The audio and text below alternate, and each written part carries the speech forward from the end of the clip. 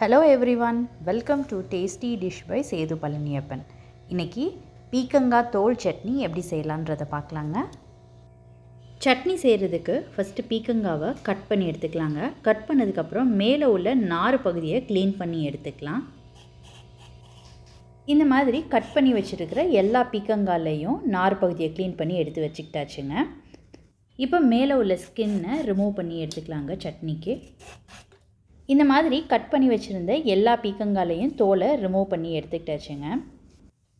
பீக்கங்கால உள்ள நார் இல்லாமல் தோலில் நல்லா க்ளீன் பண்ணி எடுத்துக்கிட்டாச்சு. இப்போ இந்த பீக்கங்காவை சின்ன சின்ன பீசஸாக கட் பண்ணி எடுத்துக்கலாம். பீக்கங்காய் தோல் துவையல் செய்கிறதுக்கு ஒரு கடாயில் எண்ணெய் விட்டுக்கலாங்க. எண்ணெய் சூடானதுக்கப்புறம் இதில் 1 ஸ்பூன் கடலைப்பருப்பு சேர்த்துக்கிறேன். இதில் 1 ஸ்பூன் உளுந்தம்பருப்பு சேர்த்துக்கிறேன். இது ரெண்டையும் பொன்னிறமாகிற அளவுக்கு வறுத்து எடுத்துக்கலாங்க. இதில் 1/4 ஸ்பூன் ஜீரகம், 4 காய்ந்த மிளகாய், 10 சின்ன வெங்காயம், 4-5 பல் பூண்டு.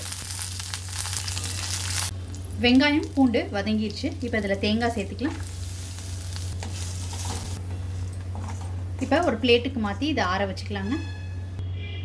இதே கடாயில் எண்ணெய் விட்டுக்கிறேங்க. இதில் பீக்கங்காய் தோலை வதக்கி எடுத்துக்கலாங்க. பீக்கங்காய் தோலை ஒரு 2 நிமிஷம் வதக்கினா போதுங்க. இப்போ இதையும் ஆற வச்சுக்கலாம். ஃபைனலாக இதில் ஒரு கொத்து கருவேப்பிலை சேர்த்துக்கோங்க. ஆறுனதுக்கப்புறம் எல்லாம் ஜாரில் சேர்த்துக்கலாங்க.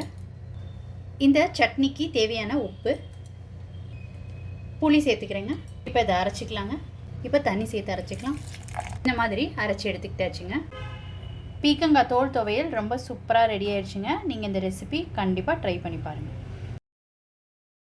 இன்றைக்கி எள்ளு சட்னி எப்படி செய்யலான்றதை பார்க்கலாங்க. எள்ளு சட்னி செய்கிறதுக்கு கருப்பெள்ளு 50 கிராம் எடுத்துருக்குறேங்க. 4 table spoon. இதை ட்ரை ரோஸ்ட் பண்ணிக்கலாம். மிதமான தீயில் ரோஸ்ட் பண்ணி எடுத்துக்கோங்க. எள்ளு நல்லா வறுபட்டுருச்சுங்க, பொரிய ஆரம்பிச்சிருச்சு. இப்போ வேறு பிளேட்டுக்கு கொட்டி ஆற வச்சுக்கலாம். இப்போ கடாயில் 1 ஸ்பூன் எண்ணெய் விட்டுருக்கேங்க. இதில் 1 டேபிள் ஸ்பூன் உளுந்தம்பருப்பு சேர்த்துக்கிறேங்க. இதை நல்லா செவக்க வறுத்துக்கலாங்க. உளுந்தம்பருப்பு செவக்க வறுத்த பிறகு இதில் வரமிளகாய் சேர்த்துக்கலாம். காய்ந்த மிளகாய் 5 சேர்த்துக்கிறேங்க. இதில் சின்ன வெங்காயம் 1 கைப்பிடி சேர்த்துக்கிறேங்க. பூண்டு 5-6 பல் பூண்டு சேர்த்துக்கிறேன். ஒரு கொத்து கருவேப்பிலை. பூண்டு வெங்காயம் எல்லாம் நல்லா வதங்கிடுச்சு. இப்போ தேங்காய் 3 டேபிள் ஸ்பூன் சேர்த்துக்கிறேன். இதை கலந்து வச்சுக்கலாம். ஒரு சொல புளி சேர்த்துக்கிறேங்க. இந்த சட்னிக்கு தேவையான உப்பு.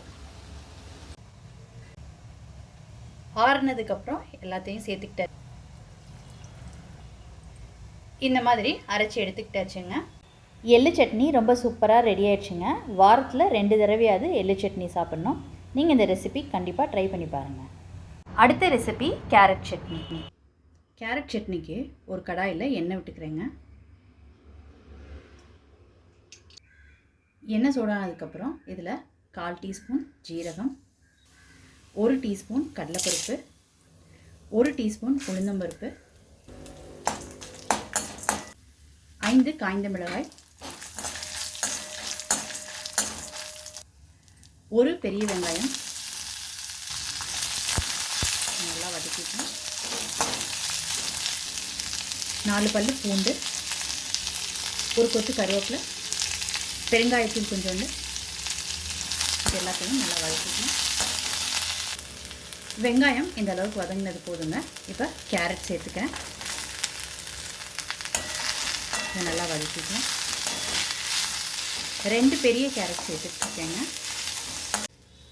கேரட் ஓரளவுக்கு நல்லா வதங்கிடுச்சுங்க. இப்போ இதில் 3 டேபிள் ஸ்பூன் தேங்காய் சேர்த்துக்கிறேன். நல்லா கலந்துக்கிறேன். இப்போ இந்த சட்னிக்கு தேவையான உப்பு, கொஞ்சமாக புளி சேர்த்துக்கிறேன். கலந்து விட்டுக்கலாம்.